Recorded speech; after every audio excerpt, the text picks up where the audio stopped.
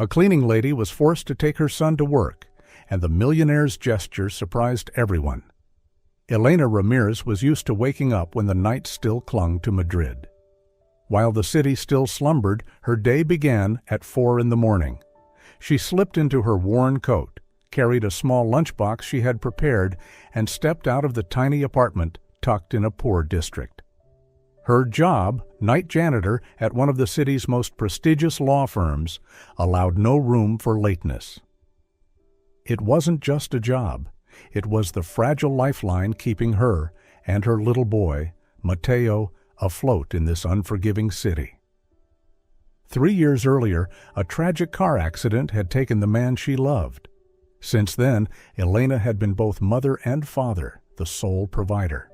The calluses on her hands from scrubbing floors and polishing marble bore witness to her resilience. Once she had been an elementary school teacher, but the economic crisis shut down the school, forcing her to take whatever work would pay the bills. Mateo, her 6-year-old with eyes bright as dawn, was the reason she never gave in. No matter the exhaustion after long shifts, his laughter filled her with enough strength to keep moving. That morning, as Elena was getting ready for work, her phone rang. It was the babysitter, her voice weak and feverish, too sick to care for Mateo. Elena froze. With no relatives, no close friends in Madrid, she had no choice but to take her son with her. "Mateo, today you'll have to come to work with me," she told him, crouching to meet his eyes. "Can I bring my crayons?" he asked eagerly. "Yes, but you must promise to stay in the staff lounge, no running around." "I promise," he declared, hand raised like a little soldier, his eyes sparkling. That morning, the headquarters of Cortez and Asociados glowed like a fortress. Elena led her son into the staff lounge, handed him a small notebook and crayons. She kissed his forehead. "Stay here, sweetheart. I'll be back as soon as I can." But Mateo was not the kind of child who stayed put. Minutes after Elena had bent over scrubbing a marble corridor, the sound of tiny footsteps echoed in the distance. Her heart skipped a beat. He was gone. "Mateo!" she cried out in panic. A burst of laughter answered her, ringing down the grand hallway. She followed the sound, breath quickening, until she stopped before the carved mahogany doors of the firm's main boardroom. She had never dared step inside. Tonight, it hosted an intense negotiation between international partners, men in expensive suits, multi-million-euro contracts laid across the polished table. But when the doors flew open, the sight froze her in place. The long mahogany table looked like a battlefield.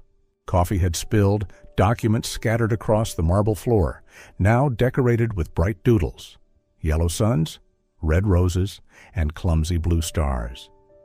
At the very center sat Mateo, perched on the chairman's seat, swinging his short legs, grinning as if he had just completed a masterpiece. "Mateo!" Elena gasped, her blood draining. A dozen eyes turned toward her, shocked, angry, condemning. In 3 years working here, Elena had learned one strict rule. No children were ever allowed inside during working hours. But what made her breath catch was not their stares. It was the tall figure at the far end of the table.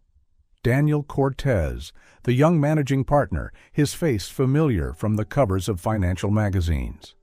A man whose single decision could shake European markets. At 36, he was already a living legend in the legal world. And now his gaze rested on Mateo, the boy who had turned the boardroom into a child's canvas. Elena trembled, bowing her head. "I'm so sorry, Mr. Cortez."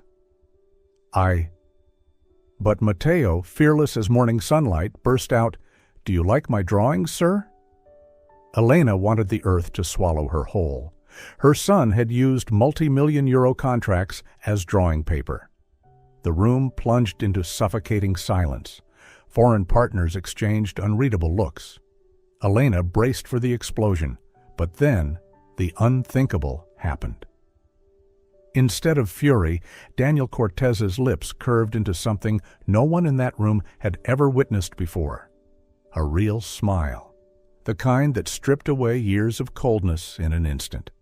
He bent, picked up one of the stained contracts as if it were fragile glass, and studied the childish flowers with a gaze that almost trembled. "Beautiful," he said quietly, his voice warm. "I haven't seen a flower this lovely in years." Mateo clapped in delight. "I can draw more. Mommy says I draw like an angel." In Daniel's eyes flickered an unfamiliar tenderness, utterly at odds with his reputation.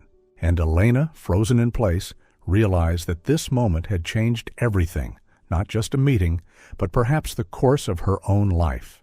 After that chaotic meeting, Elena moved through the halls like a ghost. Every sweep of her broom echoed like the toll of a bell, each motion dragging the weight of what she believed was the end of her fragile career. She imagined tomorrow's dismissal notice, imagined Mateo's disappointed eyes, imagined the life she had fought so hard for slipping through her hands once again. She pictured the worst possible outcome. The next day she would receive her dismissal notice. Mateo would have to leave the child care center he had always longed for, and the two of them would once again be dragged back into the whirlpool of uncertainty. When the clock struck 5 o'clock that afternoon, an assistant approached her. "Mr. Cortez wants to see you," he said briefly. Elena froze. She wiped her damp palms against her apron, heart racing. Her feet carried her toward the firm's private library, a place she had never dared to enter. The room was vast, lined with shelves of leather-bound books. Warm golden light fell over armchairs. There, waiting, was Daniel Cortez, tall, composed, yet strangely relaxed, as if this was not an interrogation but a rare conversation. "Sit," he gestured calmly. Elena perched nervously on the edge of the chair, her fingers knotted together. "Mr. Cortez, I truly have no excuse. I know how serious tonight was. If I'm dismissed, I will—" "You think I called you here to fire you?" Daniel cut in, his eyes piercing. She faltered, then nodded. He was silent for a moment, then spoke unexpectedly. "I was Mateo's age when my father died. He was a construction worker, killed instantly by an electric surge. My mother worked herself to exhaustion, and passed not long after. I was 12 when relatives took me in. They gave me food, schooling, opportunity, but in return I had to become what they demanded, flawless, controlled, without cracks." Elena stared, stunned. None of this had ever appeared in the articles about him. "Why are you telling me this?" she whispered. Daniel's voice deepened. "Because tonight, when I saw Mateo in that boardroom, drawing flowers without fear, I remembered what it was like to be a child again, to be free before I was forced to grow up too soon." Elena swallowed hard. In his stern eyes she glimpsed buried pain. "Mr. Cortez." "Daniel," he interrupted gently. "Just call me Daniel." The name caught on her lips, too intimate, too dangerous. "Daniel," she echoed, hesitant. "I still don't understand. What do you want from me?" He leaned forward, gaze intent. "I want to help you and your son. Mateo deserves a real preschool, not hiding in a staff lounge. And you deserve a job that reflects your true abilities, not one that chains you to a mop." Elena's hands clenched. "We don't need pity. Even in poverty, we still have dignity." Daniel shook his head firmly. "This isn't pity, it's recognition. Tonight, I watched how you handled everything. Calm under pressure, taking responsibility, protecting your child. Those are the qualities of a leader, not a victim." Her breath caught. Marcelo's warning echoed in her mind. Never trust the rich. They always play their games. But in Daniel's eyes, there was something too raw, too sincere to be a game. "What exactly are you proposing?" she asked softly. "I want to offer you a new role at the firm, coordinator of employee family programs. You'll organize activities for employees' children, summer camps, reading clubs, art workshops, a fair salary, flexible hours, so you can be with Mateo." Elena's heart pounded. In exchange for what? The question cut deep. Daniel flinched slightly, then answered slowly. In exchange for nothing. Just let me know you better, as a person, as a mother. It's been a long time since I met someone real like you. Mateo stirred drowsily in Elena's arms. Daniel's voice softened, unexpectedly warm. Mateo, would you like to be my friend? Yes, the boy mumbled, clutching Daniel's finger. Elena felt her defenses tremble. Part of her wanted to believe, part of her stayed wary. Before her no longer sat only a cold, untouchable boss, but a lonely man longing for connection. And perhaps that was the most dangerous thing of all. In the days that followed, Elena lived in a state of disbelief and hesitation. Daniel's proposal echoed in her mind like a tune she couldn't shake. Many times she thought of refusing, of returning to the mop and bucket she knew so well, for at least those were within her control. But whenever she saw Mateo clutching his crayons, proudly telling everyone about Mr. Daniel who liked my drawings, her resolve wavered. Then the decision came. She was invited to the HR office, where the manager handed her an appointment letter. Coordinator of Employee Family Programs. A new position, double the salary, and most importantly, flexible hours so she could be with Mateo. Elena held the paper with trembling hands, overwhelmed by both joy and fear, as if it might all vanish like a fragile dream.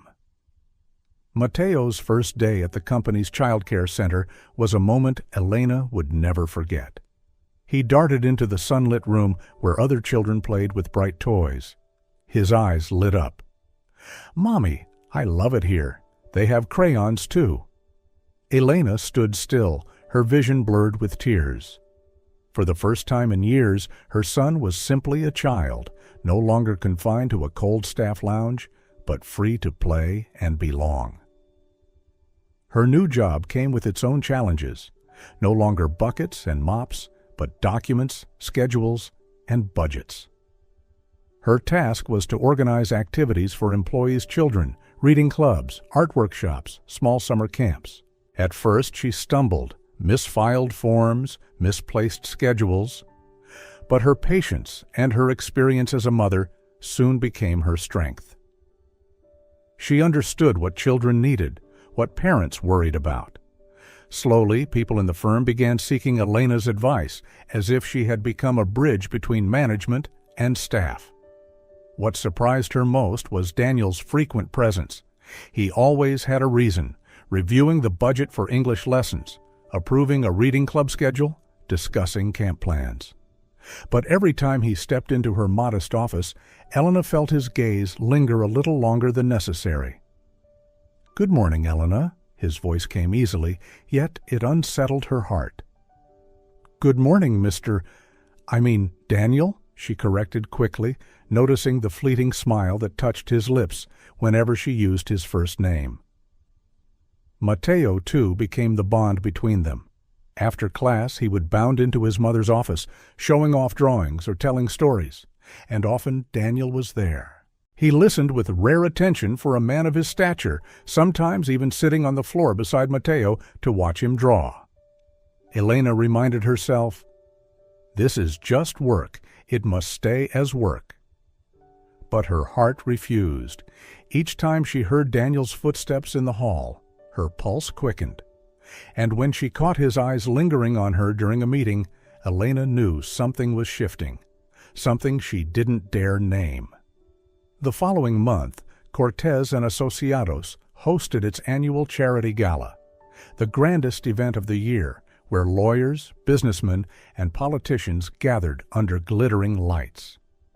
In her new role, Elena was tasked with overseeing the welcome for employees' families and organizing a children's section. "You can bring Mateo along," Daniel said casually one morning, though his tone carried more than just professional courtesy.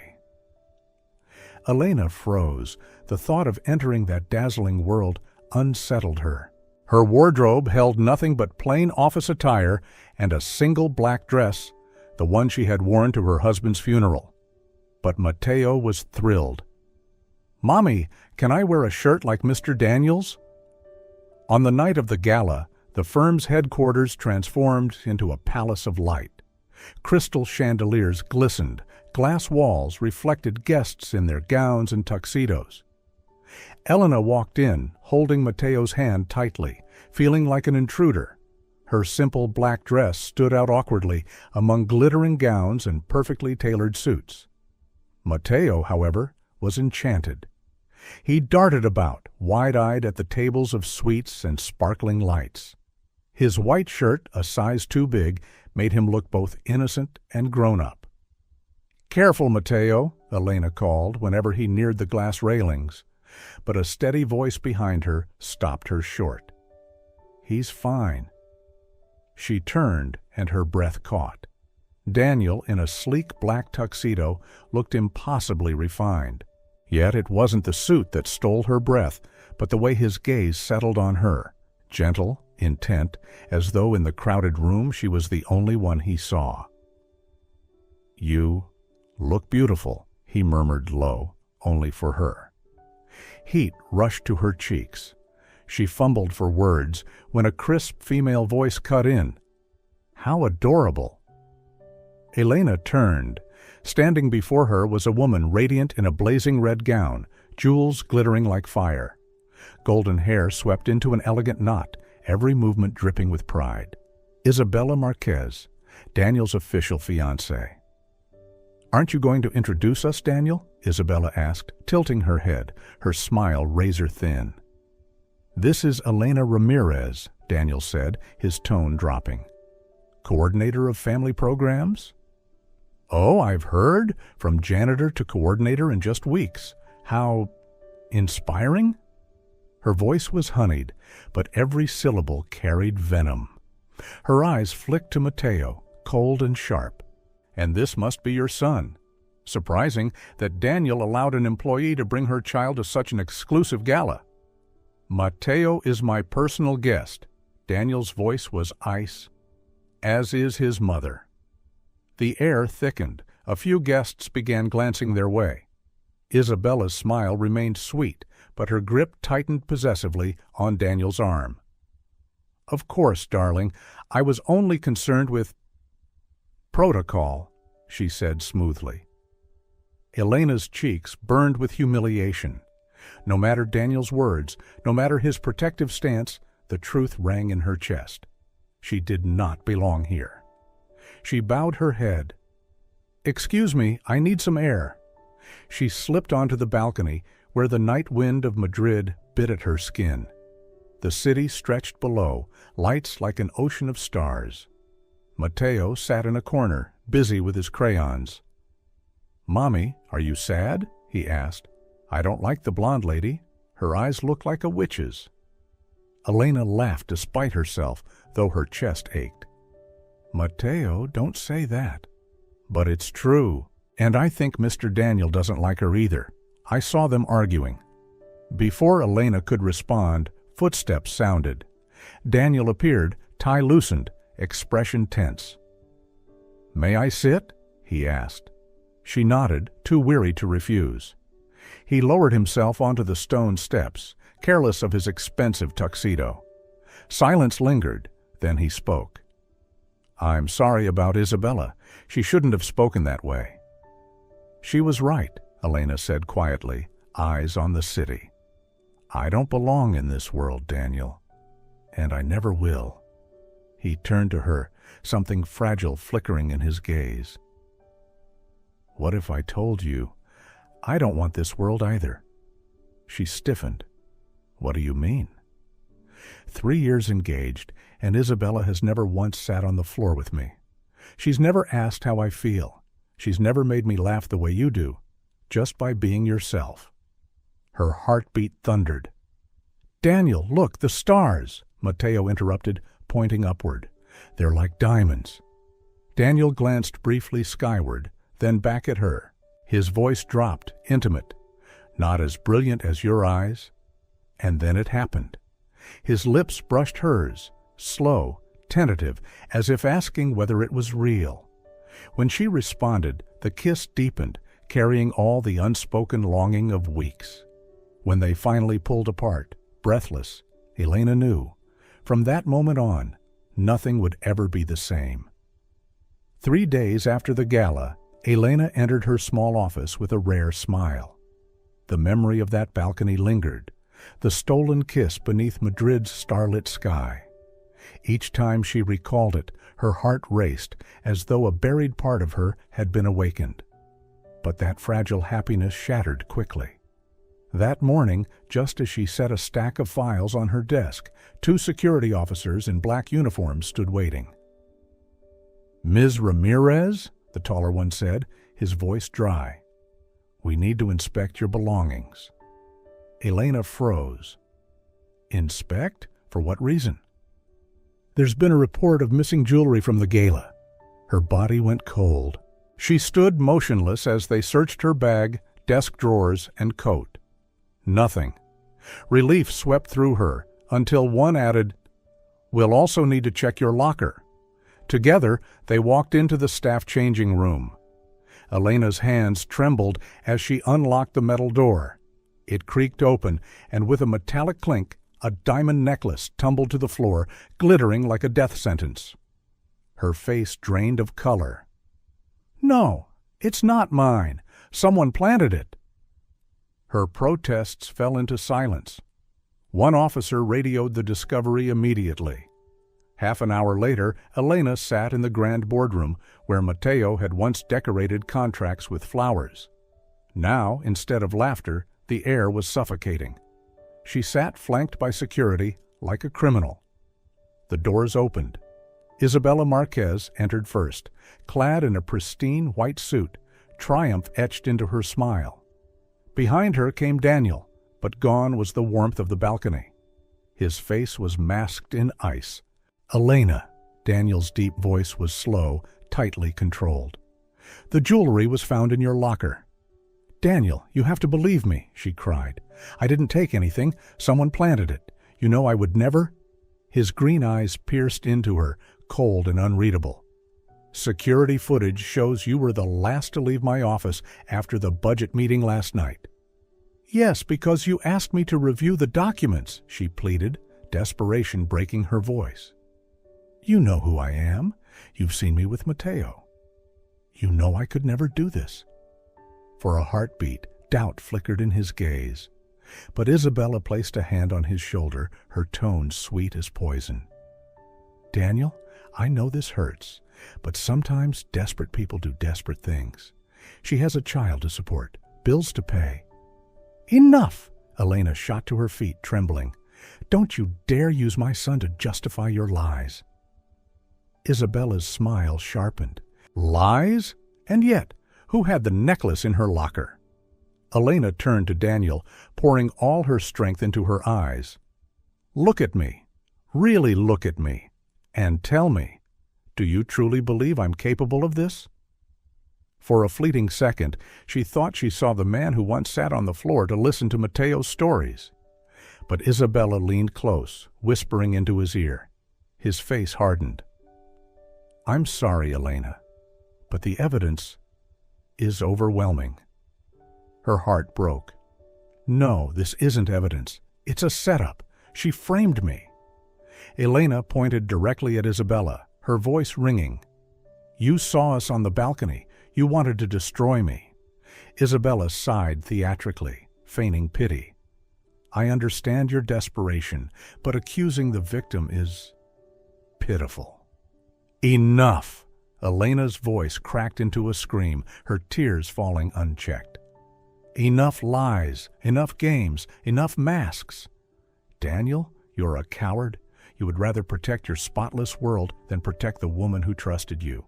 You would rather chain yourself to a lie than risk the raw, terrifying beauty of something real." Daniel's face paled as if struck. "Elena, Don't say another word," she cut him off, voice shaking. "You've said enough. When the truth comes out, remember this moment. Remember that you chose fear over faith." She turned and strode toward the doors. They closed behind her with a heavy finality. An hour later, Elena packed her few belongings into a box. Mateo stood at the doorway, confusion in his eyes. "Mommy, are we going home? Is Mr. Daniel coming with us?" Elena hugged him tight, a tear slipping into his hair. "No, Mateo, Daniel is staying here." And so, beneath the glittering lights of Cortez and Asociados, Elena carried her child away, unaware that from the 40th floor, Daniel watched in silence, fists clenched, eyes torn with conflict. Meanwhile, in a shadowed corridor, Isabella's lips curved into a victorious smile. 2 weeks after Elena left Cortez and Asociados, life returned to its harsh rhythm, scrubbing small offices for meager pay, just enough to cover rent and simple meals. Every morning she rose at 5, hauling buckets, bending over floors where no one knew her name. Mateo no longer asked about Daniel, but sometimes Elena caught him sketching a man with sad eyes in his notebook. "At least one of us hasn't lost hope," she thought, swallowing back tears. That morning, as she scrubbed the floor of a dental clinic, her phone buzzed. It was Marcelo, the lawyer friend who still kept in touch.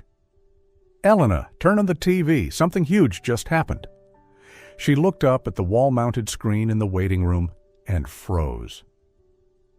On the press stage stood Daniel Cortez, his face gaunt, his eyes blazing with resolve. Beside him, Mr. Marquez, Isabella's father, looked pale, on the verge of collapse. "The recordings we are releasing today," Daniel began, his voice like steel, "prove a deliberate conspiracy to frame an innocent employee. Isabella Marquez used her access to plant jewelry in Ms. Elena Ramirez's locker. She manipulated testimonies, orchestrated a cruel scheme to destroy a woman's honor." Elena clutched her mouth, her heart pounding. Daniel pressed on, voice unyielding. "These actions are not only criminal defamation, but they reveal a dangerous pattern against everything Cortez and Asociados stands for. Effective immediately, our alliance with the Marquez family is dissolved. And personally, my engagement to Isabella Marquez is hereby terminated." The room erupted. Mr. Marquez trembled, attempting to bargain. "Daniel, we can resolve this privately. There's no need to—" "There is," Daniel cut him off, his voice a blade. "For years, you used this engagement as a chain around me. But you never knew I was quietly buying out minority shares. As of today, Cortez and Asociados is fully independent. No one controls me or my future."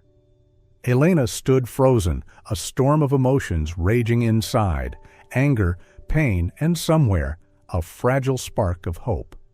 That afternoon, a knock sounded at her modest apartment door. Elena hesitated, then peered through the peephole, her heart clenched. Daniel stood there, not in a luxury suit, but in a simple white shirt and worn jeans. Dark circles shadowed his eyes, proof of sleepless nights.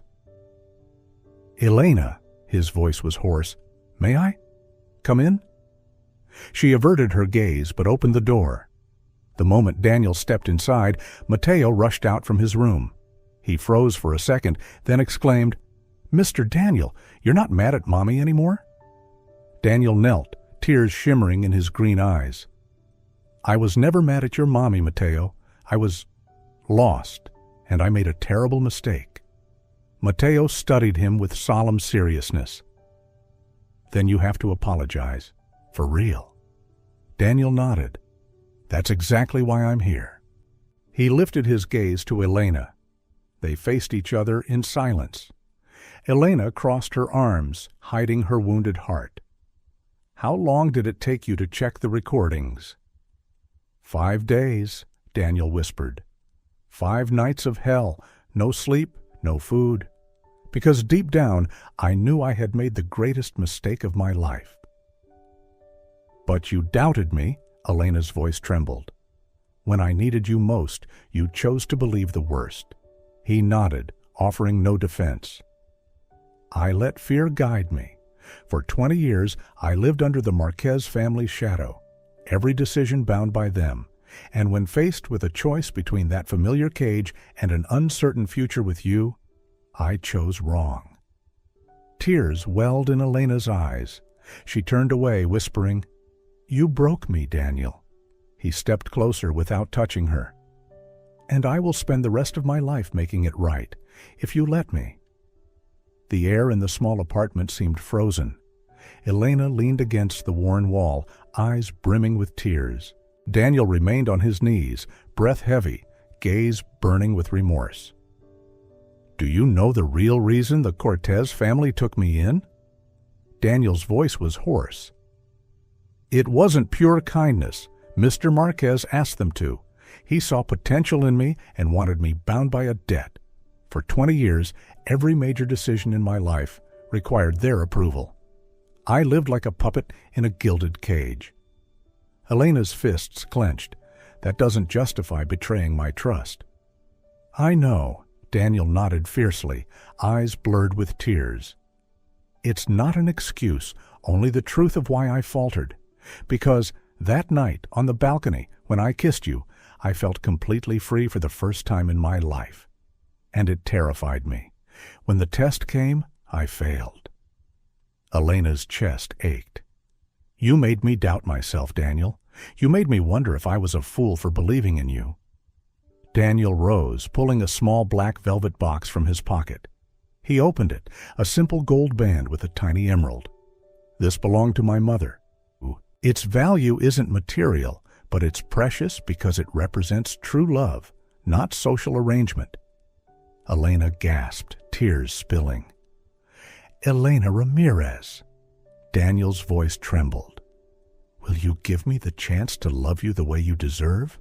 Will you let me build with you the home we both lost too soon?" From the bedroom doorway, Mateo peeked out, his eyes shining as though he had heard everything. "Mommy, say yes. Mr. Daniel looks so sad. And I know you're sad too, even when you think I can't tell." Elena looked at her son, then at Daniel, the man laying his soul bare before her. She whispered, "Stand up." Daniel rose slowly, his face taut with both hope and fear. "If we try..." Elena took the ring with trembling hands. "It will be on my terms. No rescuing, no savior. We are equals, or nothing at all." "Equals," Daniel repeated firmly, sliding the ring onto her finger. "In everything." And when their lips met, it was no longer desperation, but a vow. Elena knew that this time her heart had chosen. 6 months later, the morning sun streamed into a modest house on the outskirts of Madrid, where Elena, Daniel, and Mateo had begun a new life. Not a mansion of wealth, but a simple home with a small garden, where Mateo could run free, and Daniel often knelt to plant flowers. Elena woke early, as she always had, but now it wasn't for a grueling shift. She woke in Daniel's warm embrace. "Good morning, Señora Ramirez Cortez," he murmured, voice husky with sleep. Elena laughed softly, turning to face him. "No, Ramirez Cortez? Both names. We are equals, remember?" Daniel smiled, kissing her forehead. "Yes, and that was the first battle I was happy to lose." They had married quietly at the town hall, Marcelo as witness, and Mateo proudly serving as their tiny best man. The church ceremony would follow next month, in the humble parish where Elena had grown up. No grandeur, no media, just their chosen tradition. That same day carried even more meaning. It was the inauguration of the Horizonte Learning Center, the project she and Daniel had built together for the children of the firm's overlooked workers. Elena was its first director. "I'm nervous," she admitted, adjusting her jacket. "What if I make mistakes?" Daniel lifted her chin gently, eyes steady with faith. "You turned a cold company into a place where family matters. You turned a rigid boss into a man. If anyone can lead this center, it's you." A cheerful voice called from the next room. "Mommy, Daddy Daniel, come look." Mateo, who now called him Dad without hesitation, held up a new drawing, the three of them as a family. In it, Elena carried a briefcase with a diploma, clearly heading to work. Daniel wore rolled-up sleeves, planting flowers in the garden with Mateo, and Mateo himself, wearing a backpack, smiled brightly. "This is our working family," Matteo declared proudly. "Mommy goes to teach. Daddy makes everything bloom. And I study so I can grow strong like both of you." Elena hugged her son tightly, tears in her eyes. "This is the most beautiful drawing you've ever made." Daniel bent down, wrapping them both in his arms. "Not just hang it. It will be the very first thing everyone sees when they walk into the center." That night, with Matteo asleep, Elena and Daniel sat together on the garden bench. Above them, the Madrid sky glittered with stars, echoing the night of the gala. "What are you thinking?" Daniel asked, his fingers brushing the emerald ring on her hand. Elena leaned her head on his shoulder, whispering, "I'm thinking, if Matteo hadn't run into that boardroom, maybe our paths would never have crossed." Daniel smiled softly. "I believe I would have found you anyway, because from that moment I knew this is the family I was meant to have." Elena closed her eyes, resting her head against Daniel's shoulder. For the first time in years, her heart was not bracing for the next storm. It was at peace, and in that fragile, golden silence, she finally dared to believe, not just in survival, but in happiness.